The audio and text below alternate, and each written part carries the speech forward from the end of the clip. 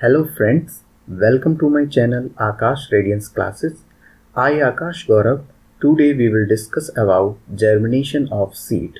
Now we will read about seed imbibition before discuss about seed germination. So what is the seed imbibition?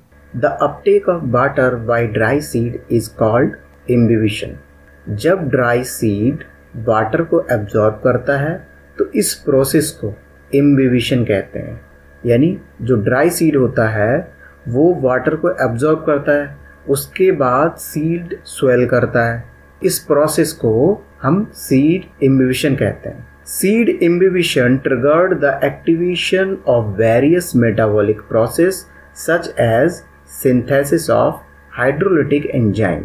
Seed imbibition activation of various metabolic process.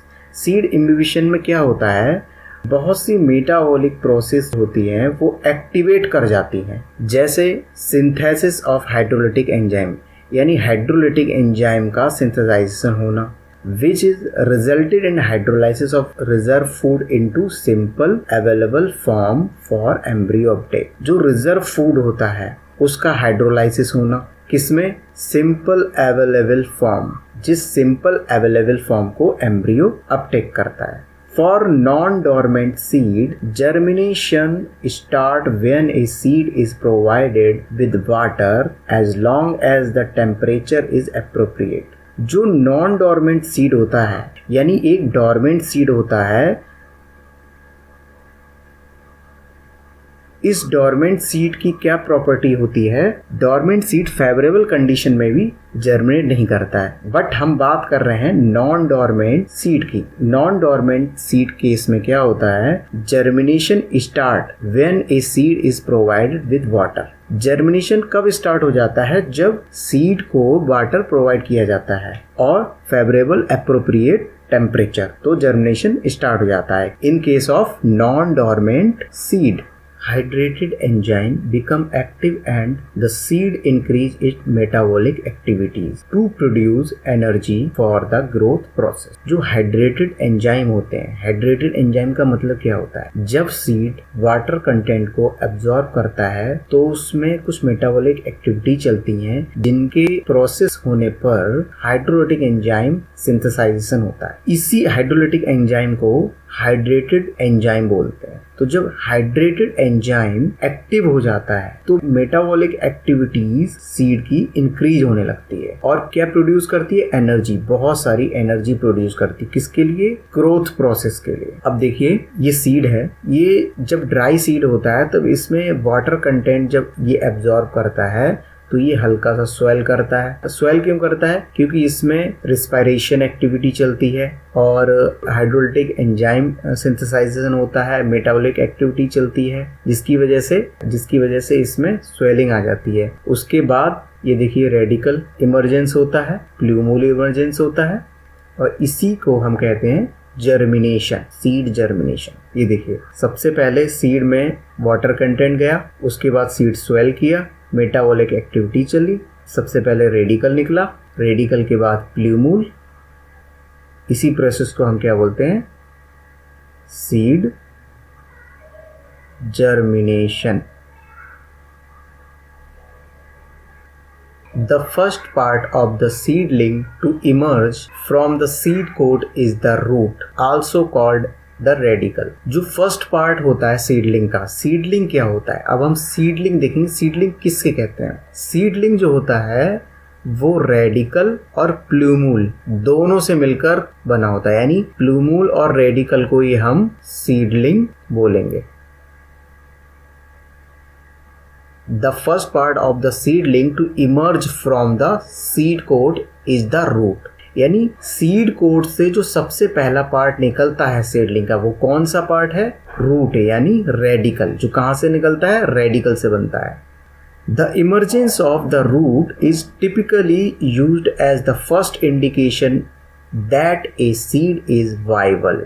यानी जब root, जो typically root है जो कि radical से emergence होती है, root emergence होती है, इसका मतलब क्या होता है? First indication. इसका फर्स्ट इंडिकेशन का मतलब क्या होता है कि that is the seed Bible, यानी कि वो सीड बाइबल है, यानी जब रूट इमरजेंस होगी सबसे पहले तो इसका फर्स्ट इंडिकेशन हुआ, ये क्या दर्शाता है कि सीड जो है वाइबल है। Eventually the shoot will also expand the emergence from the seed. इसके बाद क्या होता है, shoot will be also expand and emergence. इसके बाद शूट भी जो है इमरजेंस कर जाता है, कहाँ से, सीड से। Once a seedling emerges into the light, the plant undergoes dramatic change। यानी जब सीडलिंग इमरजेंस होता है इनटू द लाइट में तो प्लांट में एक बहुत ड्रामेटिक चेंज हो जाता है, such as turning green and producing leaves. तो वो ड्रामेटिक चेंज क्या होता है, वो ड्रामेटिक चेंज ये होता है कि जो सीडलिंग है वो ग्रीन कलर में बदल जाता है और लीव्स प्रोड्यूस करता है। ग्रीन कलर में क्यों बदलता है, क्लोरोफिल के कारण। यानी जो सीडलिंग है वो लाइट में जब जाता है तो प्लांट अंडरगोज ड्रामेटिक चेंज। उसमें क्या होता है, टर्निंग ग्रीन, यानी जो सीडलिंग है वो ग्रीन कलर में बदल जाता है और प्रोड्यूसिंग लीव यानी कि लीव्स को प्रोड्यूस करता है। This light dependent developmental transformation is called photomorphogenesis। यानी इस तरह का जो लाइट डिपेंडेंट डेवलपमेंटल ट्रांसफॉर्मेशन है, यानी लाइट डिपेंडेंट का मतलब है कि सीडलिंग इमरजेंस होता है जब वो लाइट में जाता है, तो यानी कि लाइट डिपेंडेंट है। लाइट में जाते ही उसमें कुछ ट्रांसफॉर्मेशन यानी कि डेवलपमेंटल ट्रांसफॉर्मेशन होते हैं, उन्हें हम क्या कहते हैं, ड्रामेटिक चेंज। तो इसीलिए उस प्रोसेस को क्या बोलते हैं, फोटोमॉर्फोजेनेसिस। उस टर्म को क्या बोलते हैं, photomorphogenesis. Process of starch breaking down in germinating seed. जो स्टार्च है, when the starch break down into the maltose with the help of gibberellin enzyme and maltose break down into the glucose with the help of enzyme gibberellin, then glucose provide to the seedling. The imbibition of water by seeds before germination can be divided into three phases. So phase 1, rapid uptake of water. Phase 2, phase of enhanced water uptake. Phase 3, uptake of water along with the initiation of growth. The imbibition of water by seed before germination, यानी germination के पहले seed जो है water absorb करता है या imbibition होता है सीड में। तो उस अवस्था को हम 3 प्रकार से डिवाइड कर सकते हैं, 3 पार्ट में, phase 1, phase 2 and phase 3। Phase 1 में क्या होता है, फेज 1 में ड्राई सीड होता है, फेज 1 में सीड जो होता है ड्राई होता है। रैपिड अपटेक ऑफ वाटर, यानी कि पानी का बहुत तेजी से अपटेक होना सीड में। तो फेज 2 में क्या होता है, phase of enhanced water Uptake, यानी फेज 2 में क्या होता है, वाटर का जो एब्जॉर्प्शन है वो बहुत ज़्यादा बढ़ जाता है। फेज 3 में क्या होता है, Uptake of water along with the initiation of growth. जो पानी अपटेक हुआ है उसके थ्रू जो ग्रोथ स्टेज है वो इनिशिएट हो जाती है, यानी शुरुआत हो जाती है। ये देखिए फेज 1 में हमारा क्या हो रहा है, सीड इम्बिबिशन हो रहा है। फेज 2 में क्या हो रहा है, अर्ली पीरियड है, एक लेटर पीरियड है।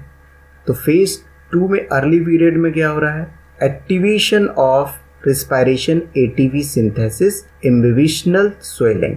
यानी जो इम्बिबिशन हुआ है फेज 1 में, वाटर अपटेक हुआ है, उसके कारण सीड स्वेल कर रहा है और रिस्पायरेशन एक्टिवेशन हो रहा है, एटीपी सिंथेसिस हो रही है। एंड लेटर पीरियड में क्या हो रहा है, onset of reserve mobilization, fermentation, यानी मोबिलाइजेशन हो रहा है और फर्मेंटेशन यानी जो फूड मटेरियल है उसका फर्मेंटेशन हो रहा है। देन आफ्टर दैट फेज 3 में क्या होता है, सीडलिंग इमरजेंस करता है और वो ग्रोथ कर देता है। हम इन पिक्चर से बहुत आसानी तरह से समझ लेंगे। देखिए ये ड्राई सीड है, इसमें हमने वाटर कंटेंट डाला तो ये वाटर अपटेक कर रहा है, बहुत तेजी से वाटर अपटेक कर रहा है ड्राई सीड।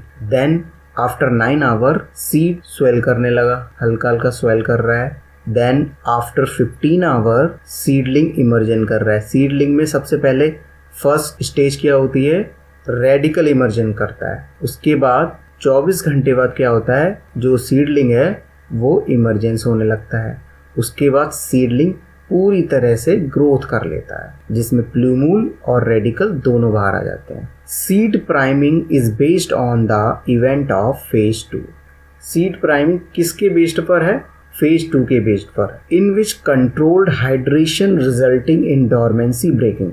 इसमें क्या होता है, फेज 2 में हाइड्रेशन को कंट्रोल कर सकते हैं और डोरमेंसी को ब्रेक कर सकते हैं। Even when an unfavourable environment exist, जब अनफेवरेबल कंडीशन हो तो हम क्या करते हैं, डोरमेंसी ब्रेक कर सकते हैं। कब? प्राइमिंग प्रोसेस देके, जो कि प्राइमिंग प्रोसेस है वो क्या है, based on phase 2। During seed maturations mitochondria disassembly occurs due to desiccation stress. During maturation, जब सीड मैच्योर होता है तो mitochondria disassembly occurs due to the desiccation stress, यानी ड्राइनेस स्ट्रेस के कारण माइटोकॉन्ड्रिया डिसेंबली हो जाती है, यानी कि ओपन हो जाती है। Therefore repair of mitochondrial structure and function is essential for seed germination process during imbibition. इसमें देखिए क्या होता है, जब सीड ड्राई होता है, मैचुरेशन के टाइम जो होता है उसमें से मॉइस्चर कंटेंट उड़ जाता है, तो सीड ड्राई होता है। तो जब सीड ड्राई होता है तो माइटोकॉन्ड्रिया जो होती है, माइटोकॉन्ड्रिया ओपन हो जाती है, किसके कारण? डेसिकेशन स्ट्रेस के कारण। वहीं फिर क्या होता है, जो माइटोकॉन्ड्रियल स्ट्रक्चर और फंक्शन है उसका, वो रिपेयर कैसे होता है? जब सीड इम्बिबिशन होता है तभी जो रिपेयर का काम है वो स्टार्ट हो जाता है। Function of essential for seed germination process during imbibition. Imbibition के दौरान जो सीड जर्मिनेशन है उसमें ही जो माइटोकॉन्ड्रियल के स्ट्रक्चर और फंक्शन का रिपेयर का काम होता है वो स्टार्ट हो जाता है। Critical events of seed germination such as restoration of cellular integrity, mitochondrial repair and initiation of respiration, DNA repair and the breakdown of storage, reserve or synthesis of germination associated RNAs or proteins take place in phase 2। Seed germination के दौरान cellular integrity restoration process होता है जिसमें mitochondrial repair होती है और initiation of respiration की शुरुआत होती है और डीएनए रिपेयर होता है और break down of storage reserve, जो रिजर्व स्टोरेज फूड होता है उसका ब्रेक डाउन होता है और synthesis of germination associated RNAs, जो जर्मिनेशन एसोसिएटेड आरएनएज होते हैं उनका सिंथेसाइजेशन होता है और protein take place in phase 2 और प्रोटीन का सिंथेसाइजेशन होता है। Beside proteins related to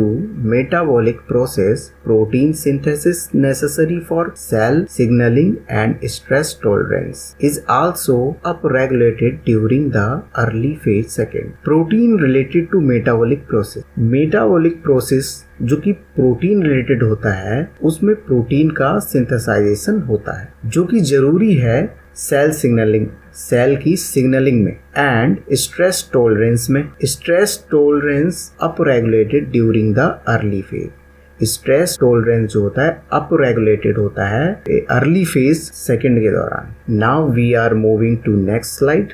this diagram showing relationship between gibberellin product, gibberellic acid product and hydrolytic enzyme synthesis and release in germination barley grain.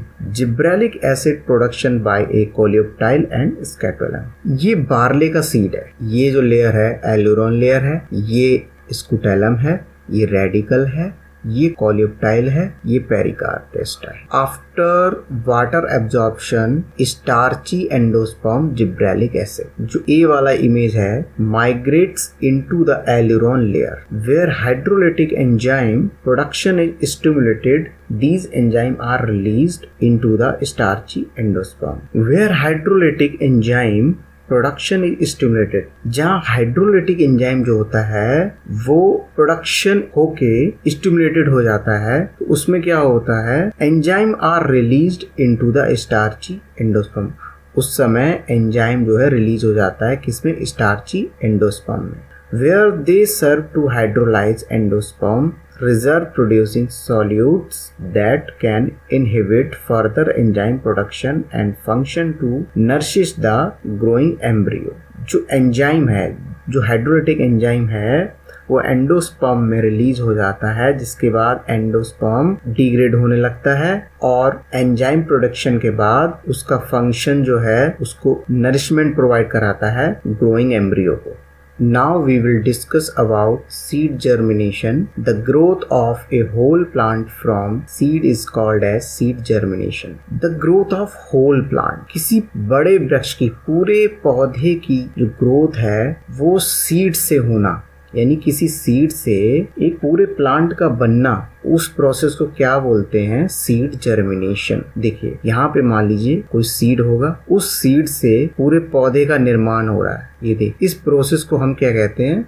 seed germination. In this process, the dormant embryo becomes active and begins to grow into a sporophyte plant. इस process में जो dormant embryo होता है, यानी कि इस seed में मान लीजिए ये सीड है वीट का, यहाँ पे जो एम्ब्रियो होता है वो डॉर्मेंट फेज में होता है। वो जब एक्टिव हो जाता है, जब एक्टिव फेज में आ जाता है और ग्रोइंग करता है किसमें? एक स्पोरोफाइट प्लांट में, ठीक है ना। Primary root developed from radicle and the plumule develop short and later on cotyledons degenerate। यानी कि जो प्राइमरी रूट है वो डेवलप होती है कहाँ से? रेडिकल से। और प्लूमूल कहाँ से होता है डेवलप? वो होता है कोटिलिडन से। Oxygen, moisture and optimum temperature are necessary for germination of seed. Seed germination के लिए कौन कौन सी चीजें जरूरी होती? नंबर 1 ऑक्सीजन, नंबर 2 मॉइस्चर यानी water, number 3 optimum temperature. Temperature का बहुत बड़ा रोल है सीड जर्मिनेशन में,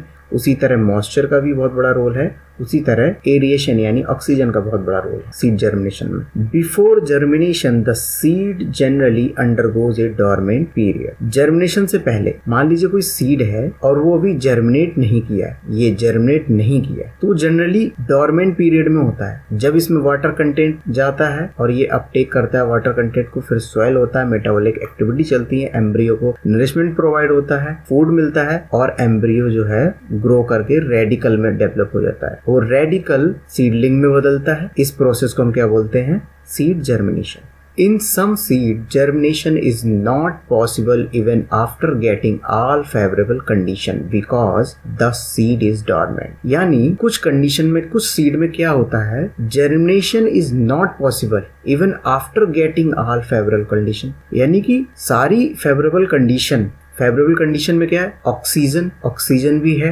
टेम्परेचर भी है और वाटर कंटेंट भी है। तीनों फेवरेबल कंडीशन है, फिर भी सीड जर्मिनेट नहीं करता है। तो उस कंडीशन में क्या होता है? सीड डॉर्मेंट होता है। डॉर्मेंट कंडीशन की वजह से सारी फेवरेबल कंडीशन होने के बावजूद भी सीड जर्मिनेट नहीं करता है। Ability of germination of mature seed is called seed viability. जो सीड जर्मिनेशन की एबिलिटी है, यानी सीड कितनी जल्दी जर्मिनेट कर रहा है। मान लीजिए ये वीट का सीड है, इसमें वाटर कंटेंट अब्सॉर्ब हुआ, उसके बाद ये जितनी जल्दी ग्रोथ करेगा, मान लीजिए रेडिकल निकला, प्लूमूल निकला, जितनी जल्दी, कम समय में जितनी इफिशिएंसी से ये जर्मिनेट करेगा, उस एबिलिटी को वाइबिलिटी कहते हैं। यानी ability of germination of mature seed. किसी मैच्योर सीड की, जो मैच्योर सीड होता है, उसकी जर्मिनेशन करने की एबिलिटी को हम वाइबिलिटी कहते हैं, seed viability. Longest seed viability is found in Nelumbo nucifera. जो सबसे ज्यादा वाइबिलिटी होती है, लॉन्गेस्ट, सबसे लंबी जो वाइबिलिटी होती है सीड में, वो किस में पाई गई है? निलम्बो न्यूसीफेरा सीड में। Eight the time of germination, radical comes out from micropyle and develops into root। जब जर्मिनेशन के समय जो रेडिकल है वो कहाँ से आता है? माइक्रोपाइल से। यानी मान लीजिए ये सीड है, तो सीड में ये माइक्रोपाइल प्लेस होता है, ये रीजन माइक्रोपाइल होगा। तो माइक्रोपाइल, क्योंकि माइक्रोपाइल जो होता है वो ओपन होता है, ओपन रीजन होता है सीड में, तो माइक्रोपाइल से ही सीड जो है रेडिकल निकल के आएगा। तो यही लाइन कह रही है, at the time of germination radicle comes out from micropyle and develops into root, और डेवलप हो जाता है रूट में। The seed coat imbibes water and soil. जो सीड कोट है, जब वाटर कंटेंट एब्जॉर्ब करता है सीड, तो वो स्वेल कर जाता है। Seed coat cracks down and the plumule present in between